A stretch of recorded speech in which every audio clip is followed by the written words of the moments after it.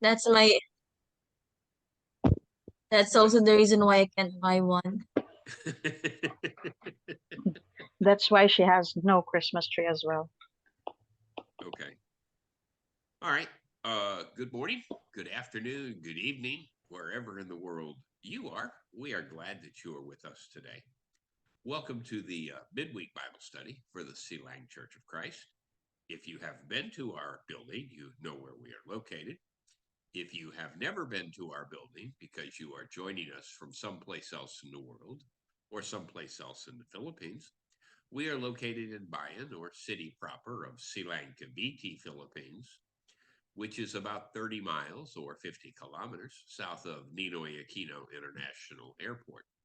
We are glad that you are with us, and we hope that our study of God's Word is of benefit to you today.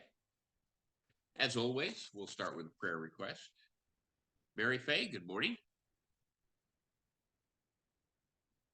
And she just dropped off to the bottom of the screen. Vanessa, good morning.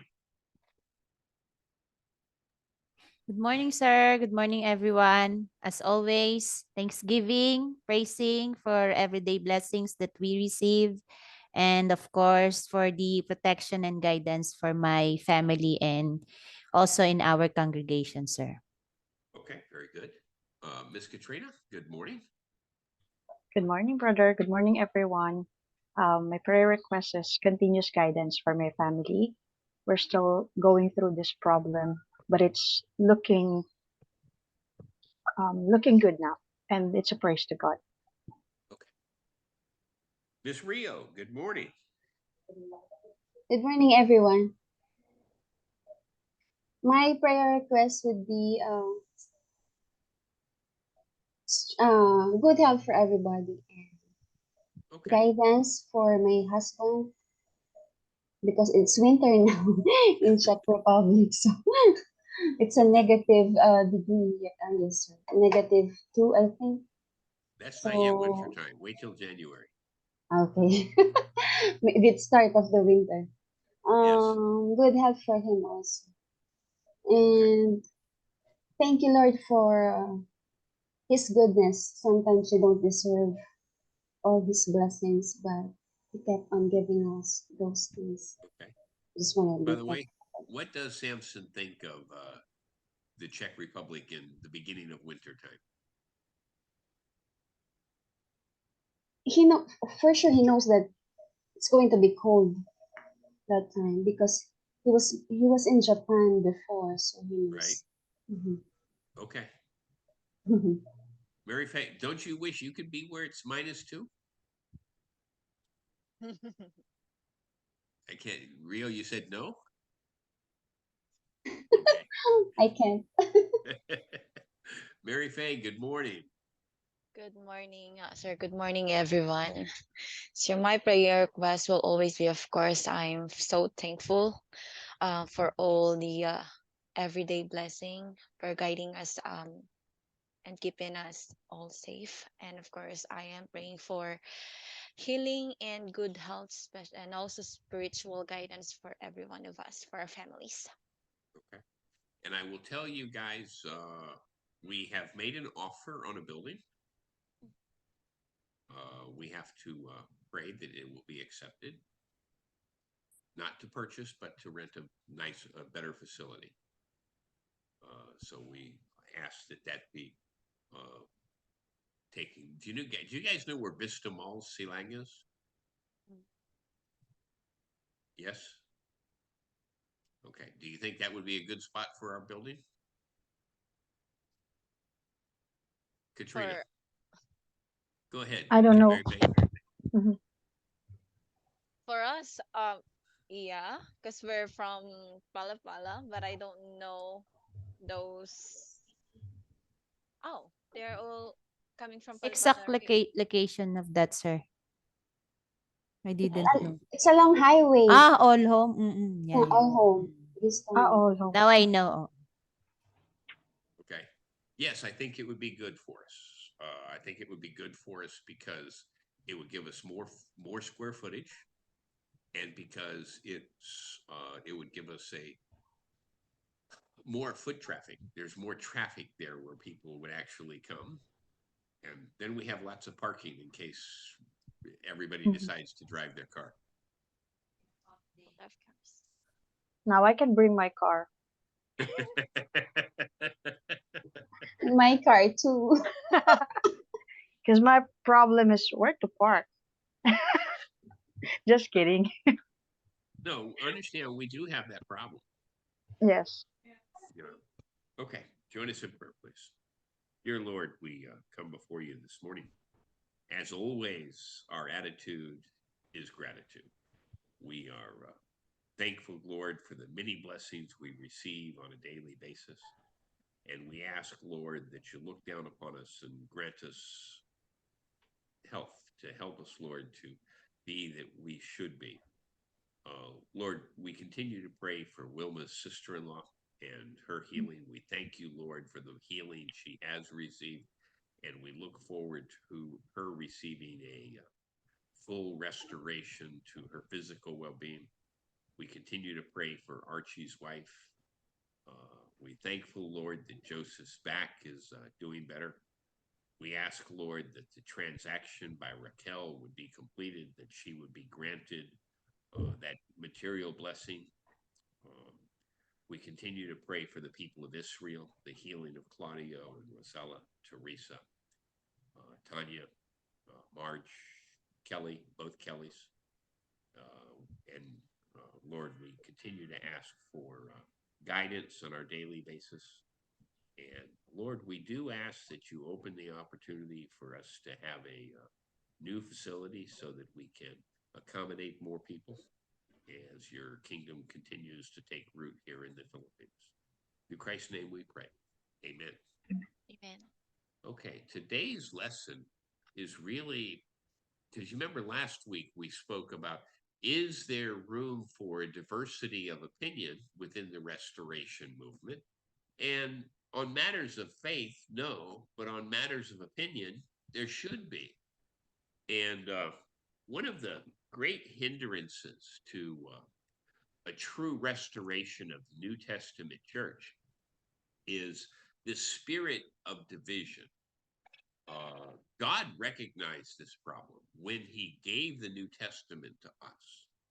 And there are many references made in the New Testament to the dangers of division, of factions, of parties, in the midst of God's people. The sad thing is that these warnings were apparently not paid attention to, not heeded by some, and these often become the source of division and struggles within congregations. There are only 7 things that the Lord hates. Let's go to Proverbs chapter 6, verse 16. Proverbs 6:16. Vanessa?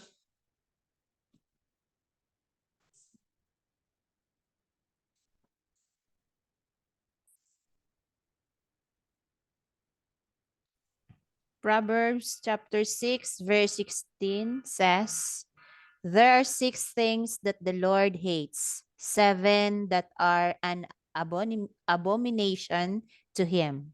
Very good. We have to give you a round of applause on that abomination word. That's not an easy one, is it? 17, Katrina?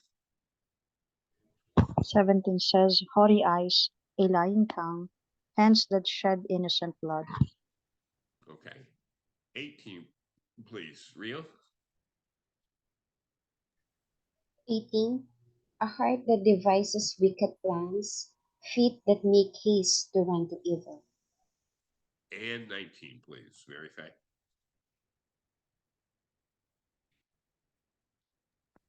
19. A false witness who pours out lies, and a person who stirs up conflict in the community. A person who stirs up conflict within the community. By the way, no matter where you work, no matter what neighborhood you live in, there are people who are going to do these things, aren't there? Yes. Yes, I will not ask to name who the person is in your neighborhood, but we know some of the people who cause up division. Generally, when we look for a cause of division, everybody wants to say it's a false teacher. Now, it is obvious that a false teaching may be involved. However, we believe that the problem goes much deeper than that. False teaching can be a symptom of a deeper underlying problem, which brings about divisions. The First Corinthian letter serves as a commentary on division, what causes it, and the solution. 1 Corinthians chapter 1, verse 10. Miss Vanessa, 1 Corinthians chapter 1, verse 10.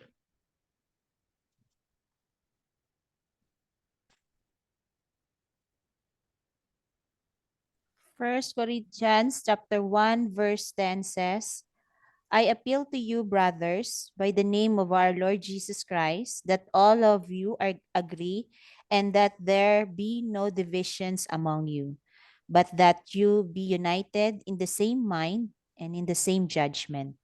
Okay, so what we see in 1 Corinthians chapter 1 is the need for a renewed effort on behalf of the congregation in Corinth, a renewed effort at unity. This was becoming obvious. That's the admission that we see in verse 10. They were in danger of dividing. So what was the underlying factor that created the division in the church? And we're in 1 Corinthians chapter 1. Pick up in verse 11, please. Katrina? 11 says, My brothers and sisters, some from Chloe's household have informed me that there are quarrels among you. Quarrels among you. I'm glad to tell people who are listening around the world, we don't have this problem in Silang. Verse 12, Rio. Verse 12. What I mean is that each one of you says, I follow Paul, or I follow Apollos, or I follow Cephas, or I follow Christ. 13, please. Mary Faye. 13 says, Is Christ divided? Was Paul crucified for you? Were you baptized in the name of Paul? 14, please. Vanessa. And 14, I thank God that I baptized none of you except Crispus and Gaius. So what was the factor that was causing the division? It was coming from a bad attitude on behalf of people. And we have to be careful as ministers, as men of God, because it's easy for us to preach ourselves rather than Christ, and to draw followers to ourselves rather than followers of Christ. It is easy for people to be attracted to a certain personality or personality type instead of the personality of Christ. Now, when this happens, factions or divisions within the church can easily develop. If we're seeking ourselves, self-seeking leads to preaching that draws people away from Christ and to following men. The sad thing is that men may preach themselves and may be deceived into thinking that they are preaching Christ. 1 Corinthians chapter 2, verse 2 is something that's very important for us to remember.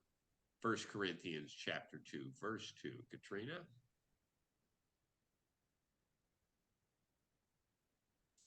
Mhm.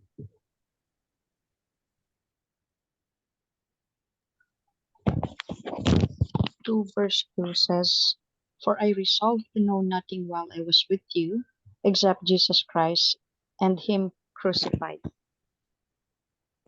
And 2 Corinthians chapter 4 and verse 5 frames this really well. 1 Corinthians chapter 4 and verse 5. Rio? 2 Corinthians 4 and verse 5. For what we proclaim is not ourselves, but Jesus Christ our Lord, with ourselves as your servants, for Jesus' sake. Okay, so what we see is in First Corinthians chapter 2, verse 2, I vowed to know nothing except Christ and him crucified. Second Corinthians chapter 4, verse 5, we preach not ourselves, but Christ Jesus.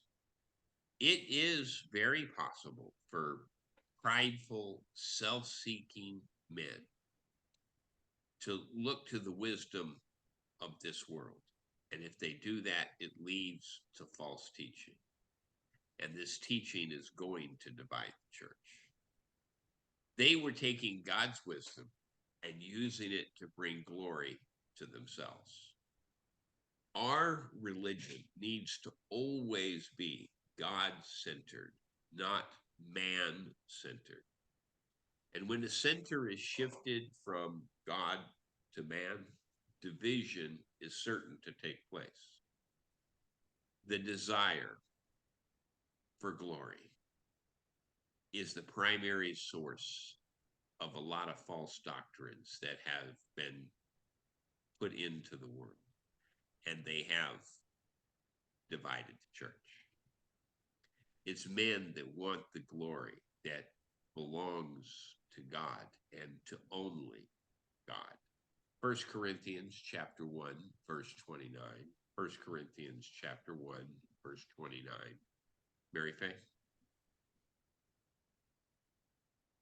First Corinthians chapter 1 verse 9. 29. Oh, 29 says here, so that no one may boast before him. So that no one may Boast. Before him. It's no wonder that Paul, when he's encouraging the Christians at Corinth, not to glory in men, but to glory in the Lord Jesus Christ. 1 Corinthians chapter 1, verse 31.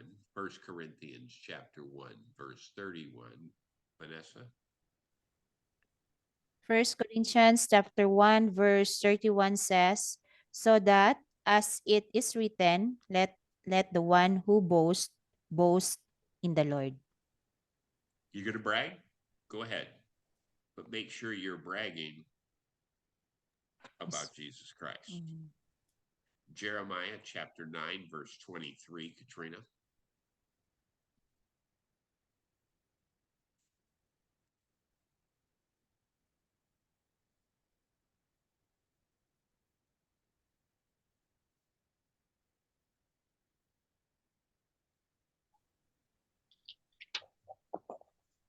Jeremiah 29, verse 3 says, 23. trusted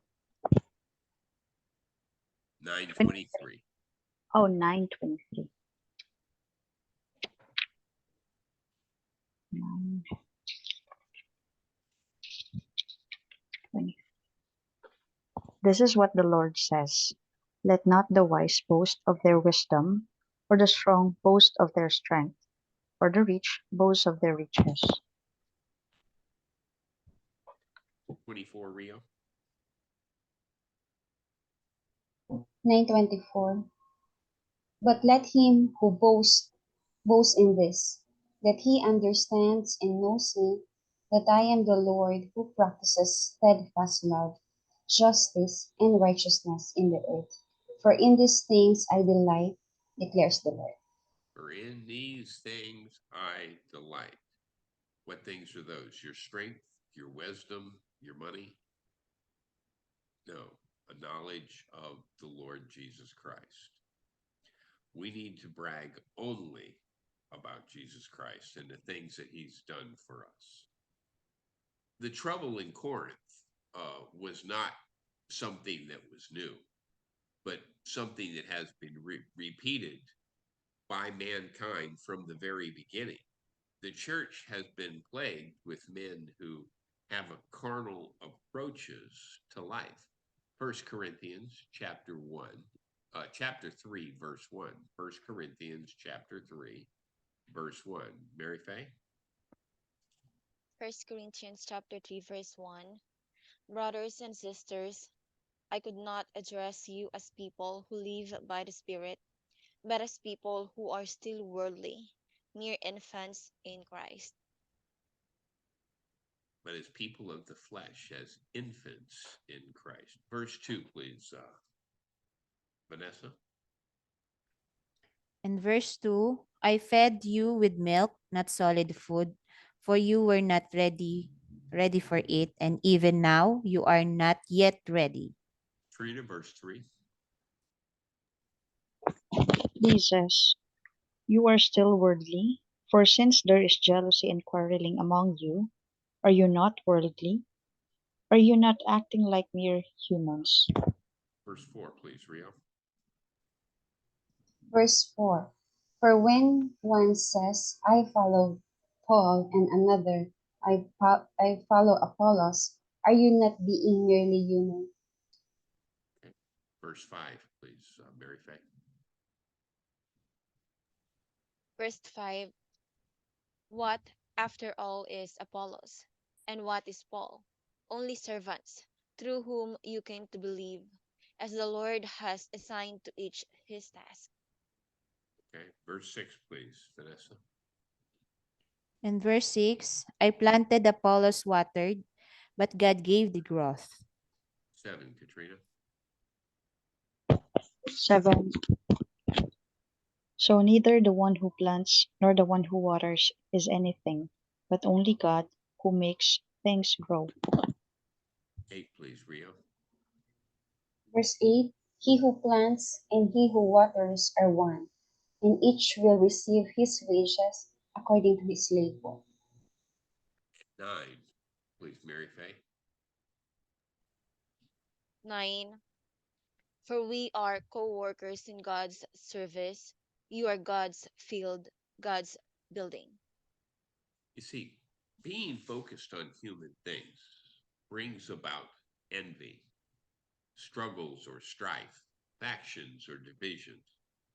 When, so we might ask ourselves, why do men then walk by fleshly wisdom rather than God's wisdom?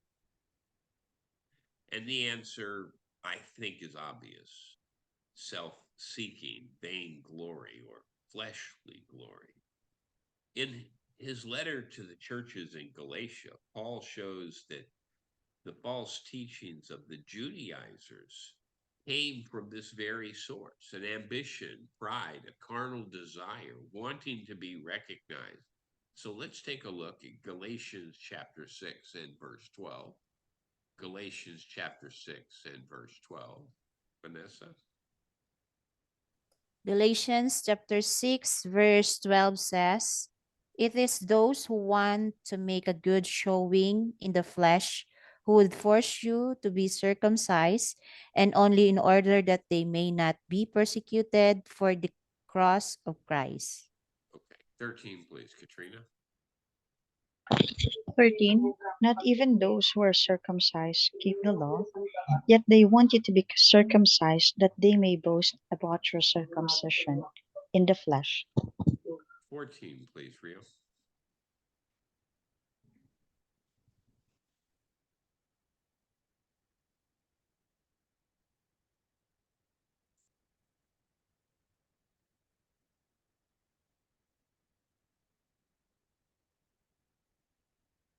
Rio? Yes. Galatians chapter 6, verse 14, please.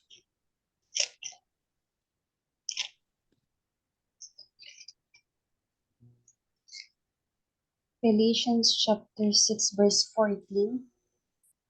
But far be it from me to boast except in the cross of our Lord Jesus, by which the world has been crucified to me, and I to the world.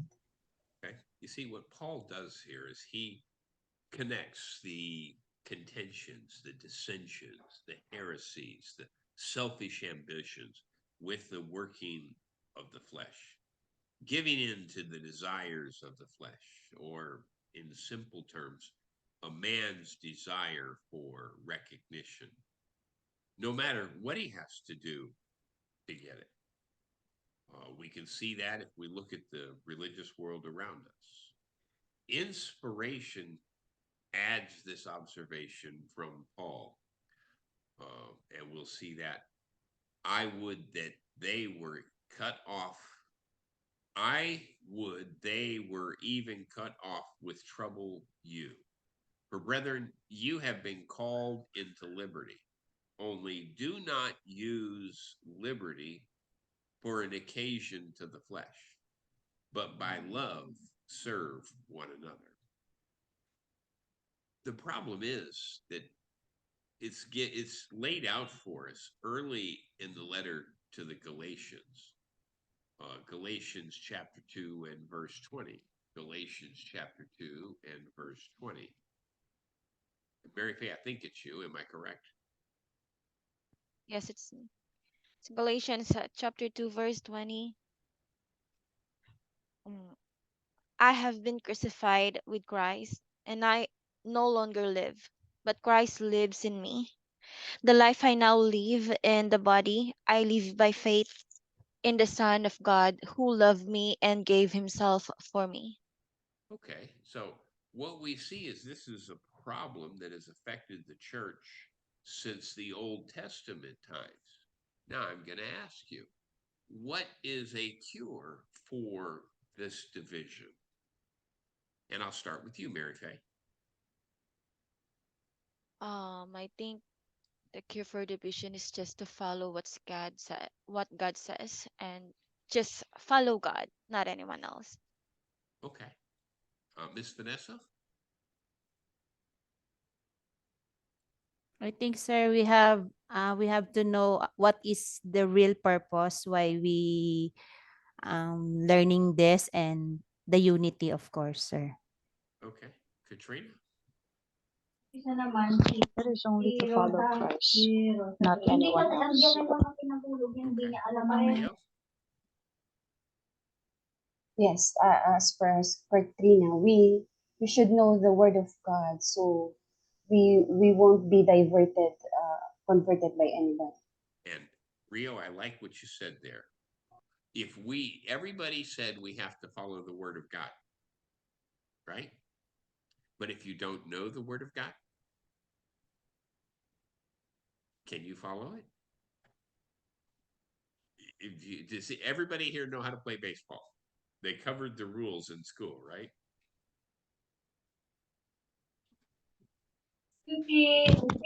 Baseball is not a known game in the I don't Philippines. understand. I did this on purpose, okay? Uh, If you don't know the rules to the game, can you play it? No. You can't play baseball if you don't understand how the game works, right? yeah. Okay. That's just the way that it is.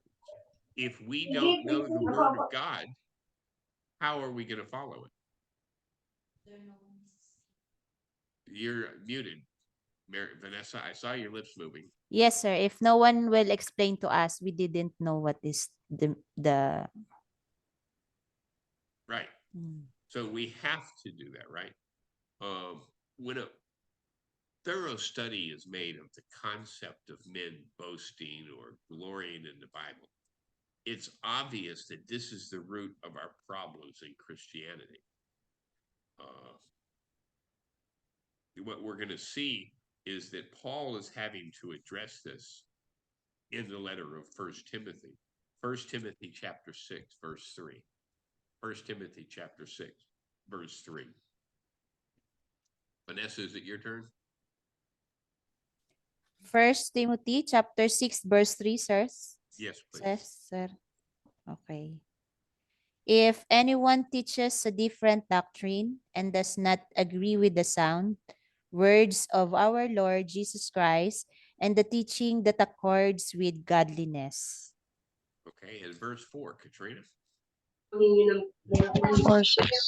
They are conceited and understand nothing. They have an unhealthy interest in controversies and quarrels about words that result in envy, strife, malicious Okay. talk, and evil suspicions. Evil suspicions, right? The reason why some people refuse to consent is pride.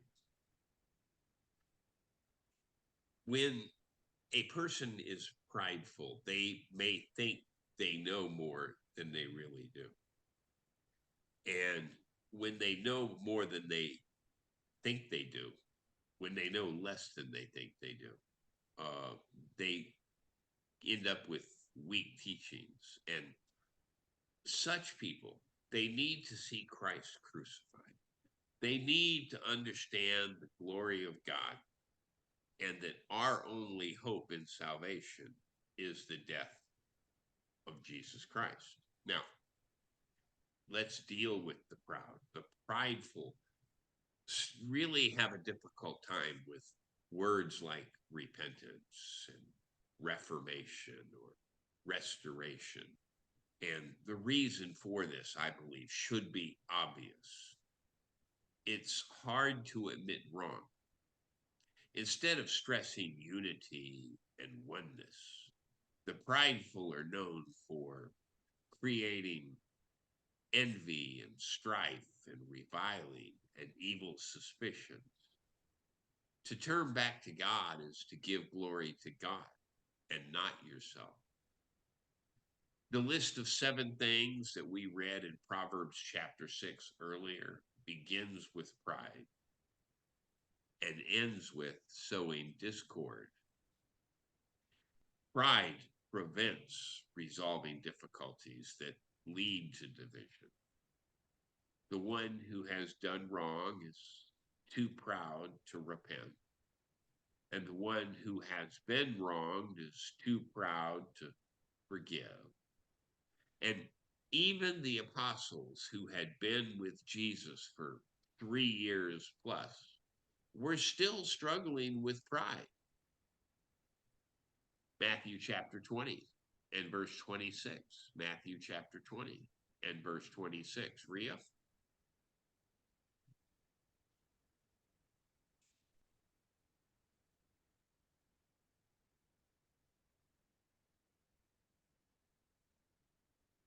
Wait lang. Matthew chapter 20, verse 26. It shall not be so among you, but whoever would be great among you must be your servant.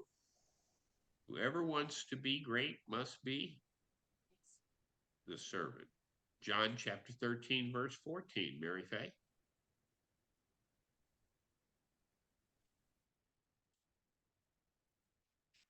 John chapter 13, 14. Oh, 13. verse 14. It says here, now that I, your Lord and teacher, have washed your feet, you also should wash one another's feet.